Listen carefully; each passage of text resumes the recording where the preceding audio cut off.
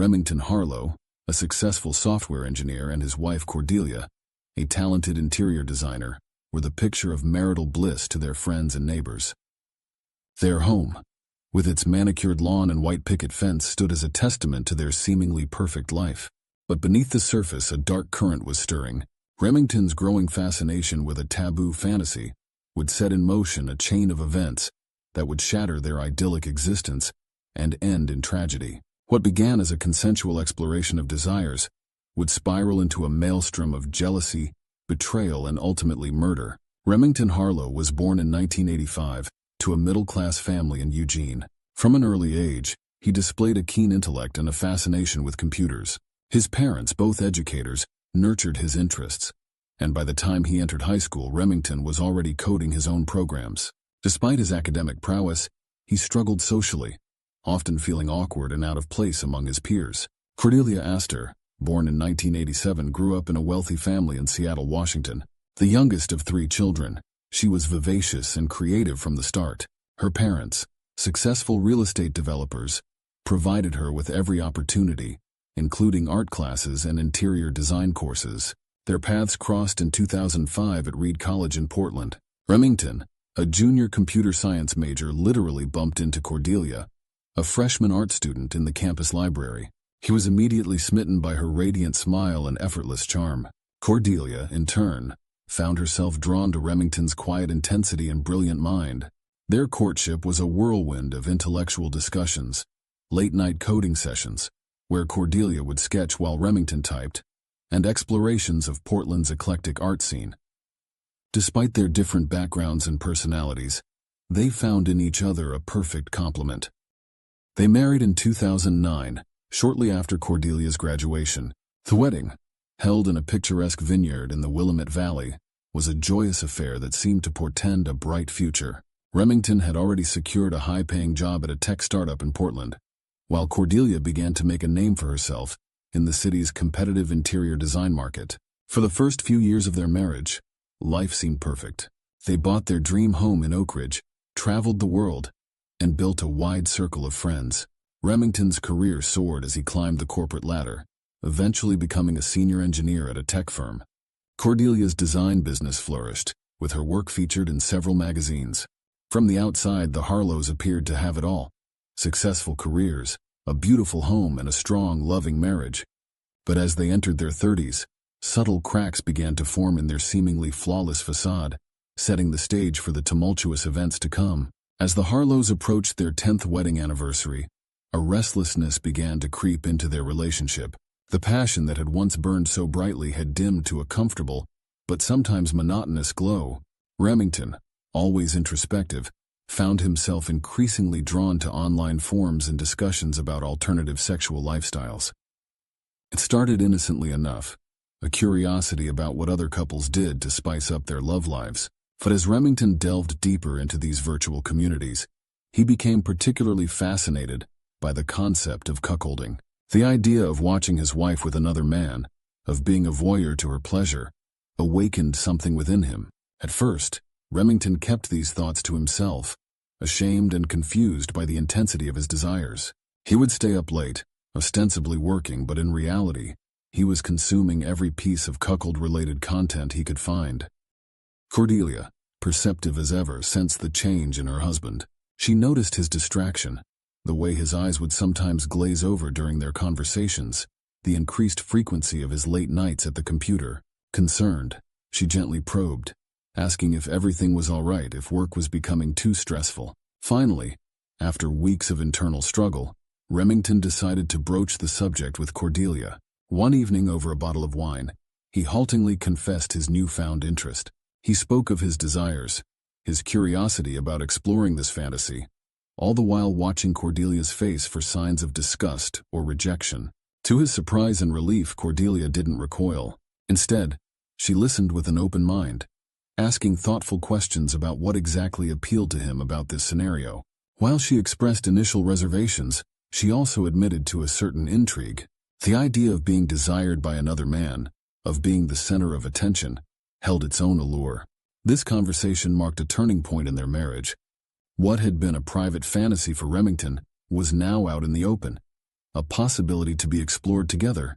Neither of them could have predicted the profound impact this revelation would have on their lives, or the dangerous path it would ultimately lead them down. The Harlows' foray into the world of cuckolding began cautiously. They set ground rules, discussed boundaries, and agreed to take things slowly. But finding the right person to introduce into their marriage proved challenging. They wanted someone attractive and charismatic, but also discreet and respectful of their arrangement. Enter Thaddius Blackwood. Cordelia met him at a charity art auction in downtown Portland. Tall, with piercing green eyes, Thaddius exuded a magnetic charm that drew people to him. As the owner of a successful art gallery, he moved effortlessly through Portland's cultural elite, his wit and knowledge making him the center of attention at any gathering. Cordelia was immediately drawn to Thaddius's sophisticated aura. They spent the evening in animated conversation about emerging artists and the latest trends in interior design. When Thaddius casually mentioned being unattached and open to new experiences, Cordelia felt a spark of excitement. She relayed her encounter to Remington that night, watching his eyes light up as she described Thaddius. They agreed that he might be the perfect candidate for their exploration. Remington encouraged Cordelia to nurture the connection, his excitement palpable. Over the next few weeks, Cordelia and Thaddius met for coffee several times, ostensibly to discuss potential collaborations between his gallery and her design firm. Each time, Cordelia returned home to regale Remington with stories of their encounters, stoking the flames of his fantasy. Finally, after a particularly flirtatious meeting, Cordelia decided it was time to broach the subject with Thaddius. To her surprise and delight, he was intrigued by the proposition. He admitted to having participated in similar arrangements before and understood the delicacy required. With Thaddius on board, the stage was set for the Harlows to turn fantasy into reality. Little did they know that this decision would set in motion a series of events that would irrevocably change their lives. The night of the first encounter arrived with a mix of nervous energy and excited anticipation. Remington and Cordelia had spent weeks planning every detail, from the ambient lighting in their bedroom to the bottle of expensive champagne chilling in an ice bucket. Thaddius arrived at 8 p.m. sharp, looking dashing in a tailored charcoal suit. He brought with him a bouquet of exotic flowers for Cordelia and a rare bottle of scotch for Remington, a gesture that impressed them both with its thoughtfulness. The evening began in the living room with drinks and light conversation. Thaddius regaled them with stories from the art world, his charisma on full display. Cordelia, dressed in a slinky black dress, laughed at his jokes and touched his arm with increasing frequency. Remington watched from his armchair, a tumbler of scotch in hand, his heart racing with every interaction between his wife and their guest. As the night progressed and the alcohol flowed, the atmosphere grew charged with sexual tension. Finally, with a meaningful look at Remington, Cordelia took Thaddius by the hand and led him upstairs. In the bedroom, Remington settled into a corner armchair as Cordelia and Thaddius began to kiss passionately. When Thaddius and Cordelia finally fell onto the bed, their bodies entwined, Remington felt a potent mix of arousal and an unexpected twinge of jealousy. The encounter itself was intense and passionate. Remington watched, transfixed, as his fantasy played out before his eyes.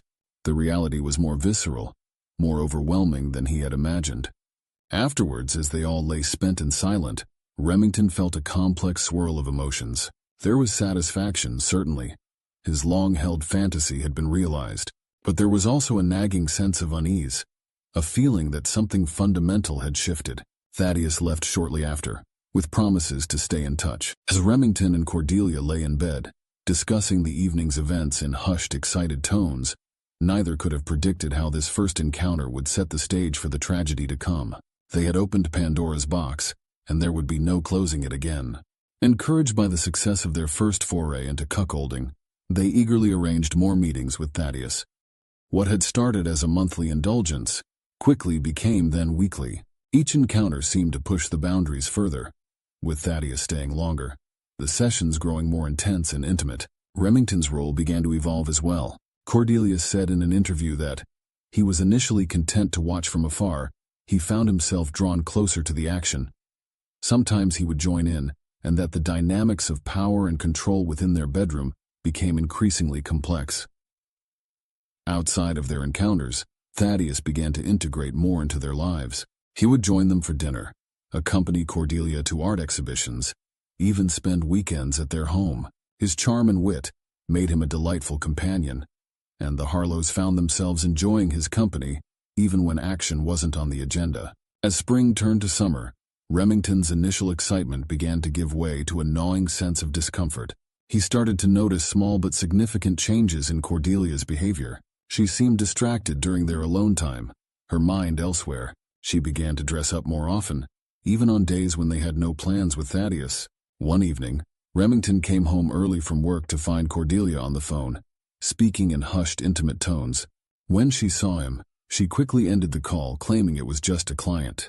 But Remington couldn't shake the feeling that she had been talking to Thaddius. In bed, Cordelia's passion seemed to have cooled. She was still enthusiastic during their encounters with Thaddius, but alone with Remington, she often seemed tired or disinterested. Remington found himself initiating sex more often, only to be gently rebuffed. Remington tried to reassert control over the situation. He suggested taking a break from their arrangement, perhaps going on a vacation, just the two of them. But Cordelia seemed reluctant, always finding reasons to delay or change the subject. His work began to suffer, as he spent hours analyzing every interaction, every text message, every glance between Cordelia and Thaddius. He started checking Cordelia's phone when she wasn't looking, scrutinizing her social media activity, even contemplating following her when she went out alone. Remington knew he was spiraling, but he felt powerless to stop it. The game he had initiated was slipping out of his control, and he was terrified of losing Cordelia. As his anxiety grew, so did his determination to put an end to the situation he had created, by any means necessary. The breaking point came on a warm July evening. Remington had planned a romantic dinner at home, hoping to reconnect with Cordelia and discuss his growing concerns. He had left work early, bought her favorite wine, and spent hours preparing an elaborate meal. But as the sun began to set and the candles burned low, Cordelia was nowhere to be seen. Her phone went straight to voicemail. Hours ticked by, the carefully prepared food growing cold on the table. When she finally stumbled in shortly before midnight, her hair disheveled and lipstick smudged, Remington's worst fears seemed confirmed. The argument that ensued was explosive. Remington, his emotions amplified by alcohol and hours of anxious waiting, unleashed all the fears and suspicions he'd been harboring. He accused Cordelia of falling in love with Thaddius, of making a fool of him, of destroying their marriage. Cordelia, caught off guard and defensive, initially tried to deflect. She claimed she'd lost track of time at a client meeting, that her phone had died. But faced with Remington's relentless questioning and the evidence of her appearance, she finally broke down and admitted she had been with Thaddius. The confession hit Remington like a physical blow. He had suspected, had feared, but hearing it confirmed shattered something inside him. In that moment, all the excitement and thrill of their arrangement went away. Cordelia, tears streaming down her face, tried to explain. She loved Remington, she insisted. But Thaddius made her feel alive in a way she hadn't in years. She was confused, torn between her loyalty to her husband and her deepening emotions for Thaddius. Remington, his voice low and dangerous, demanded that she end things with Thaddius immediately. Cordelia, her own anger rising, refused. This had been Remington's idea in the first place, she argued. He couldn't dictate her feelings or control her relationships. The argument escalated, with both of them saying hurtful things they would later regret. Remington, in a moment of rage, smashed a wine glass against the wall. Cordelia, shocked by this uncharacteristic display of violence, retreated to the guest bedroom, locking the door behind her. Remington spent the night on the couch, his mind racing, unable to sleep. In the days following their confrontation, a chilling calm settled over the Harlow household.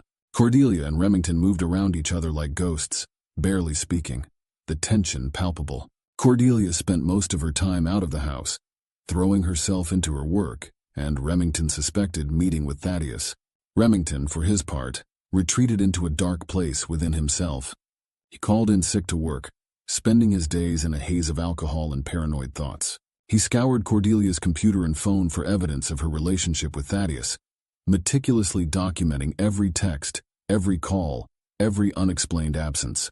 Remington began to fantasize about confronting Thaddius, about making him pay for destroying his marriage.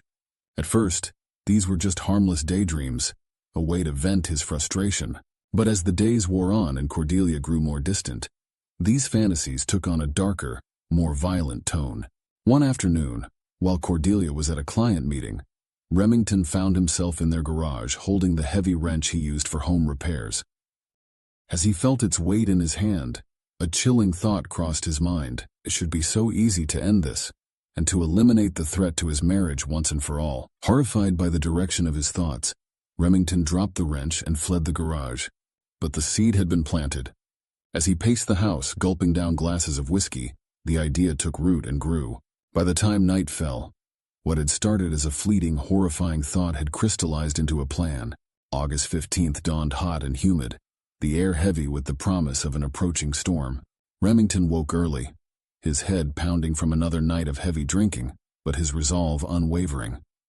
Today would be the day he confronted Thaddius, the day he reclaimed control over his life and his marriage. He spent the morning in a feverish state of preparation. He showered, shaved, and dressed with meticulous care as if preparing for an important business meeting rather than the violent confrontation he was planning.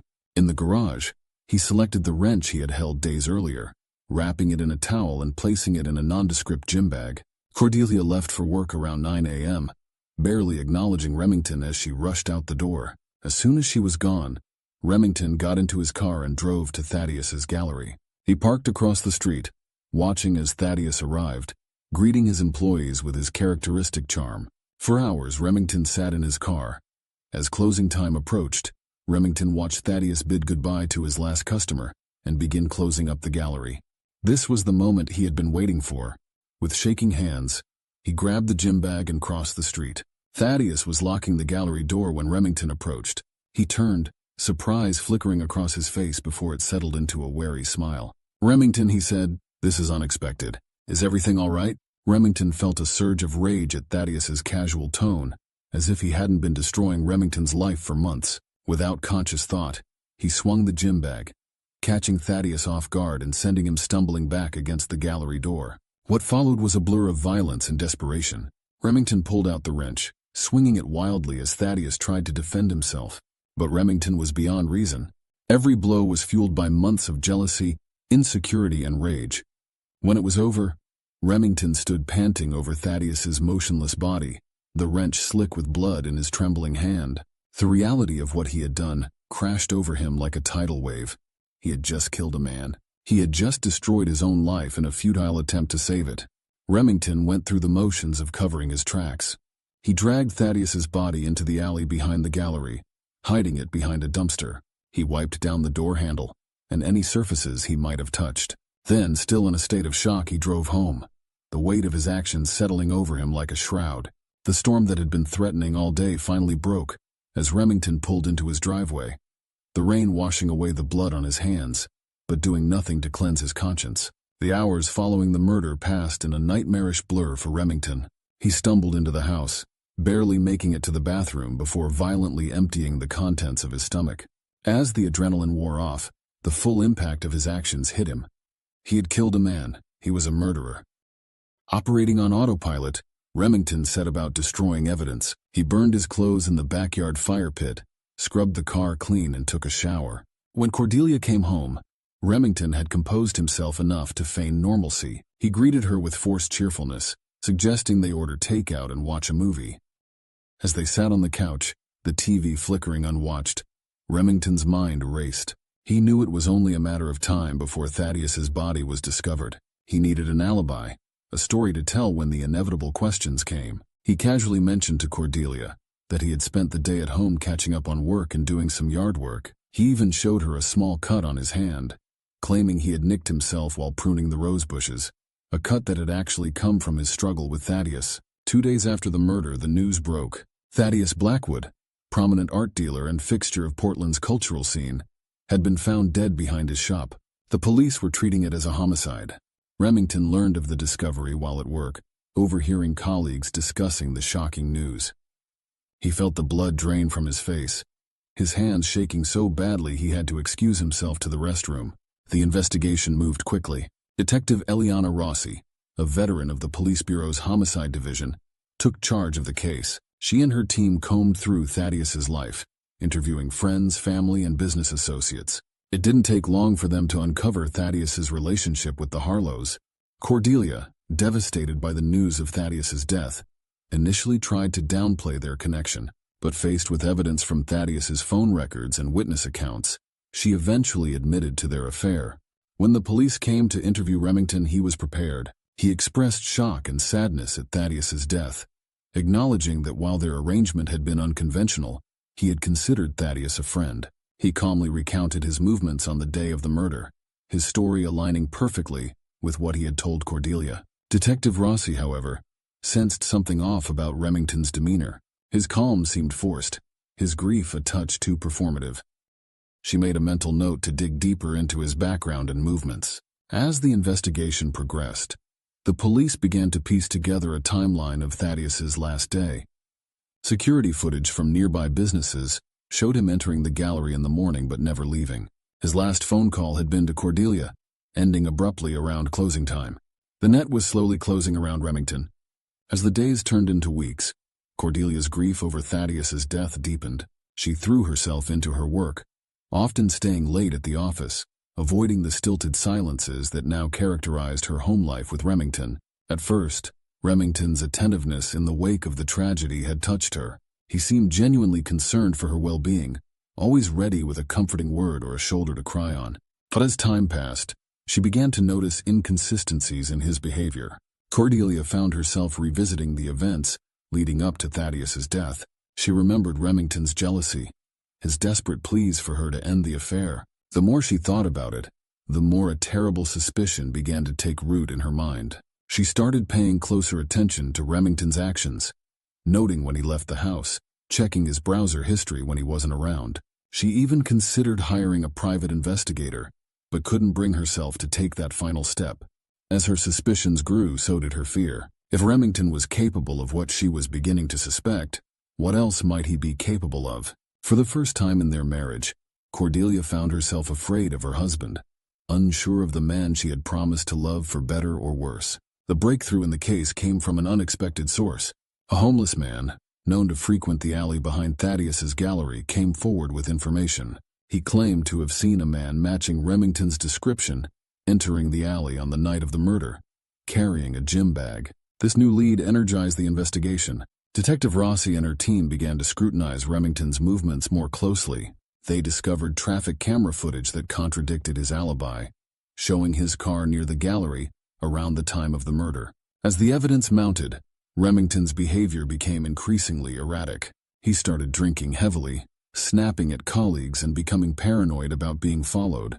Cordelia, her own suspicions now seeming confirmed, began to distance herself from him, staying with a friend under the guise of needing space to grieve.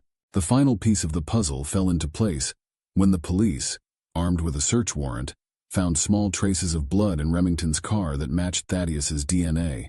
They also discovered the murder weapon, the blood-stained wrench that Remington had hidden in the attic, unable to bring himself to dispose of it completely. On a rainy September morning, nearly a month after Thaddius's death, Detective Rossi arrived at the Harlow residence with a team of officers. They found Remington sitting in the living room, a half-empty bottle of whiskey beside him. As the detective read him his rights, Remington offered no resistance. In that moment, he felt an odd sense of relief. The game was over. The lies, the fear, the constant vigilance. It could all stop now. Remington Harlow's trial was brief but sensational. He pleaded guilty to second-degree murder, his confession a rambling account of jealousy, fantasy, and fatal obsession. He was sentenced to 25 years to life in prison. Cordelia, shattered by the revelation of her husband's actions, filed for divorce shortly after his arrest. She sold their house, unable to live with the memories it held, and moved out of state to start a new life.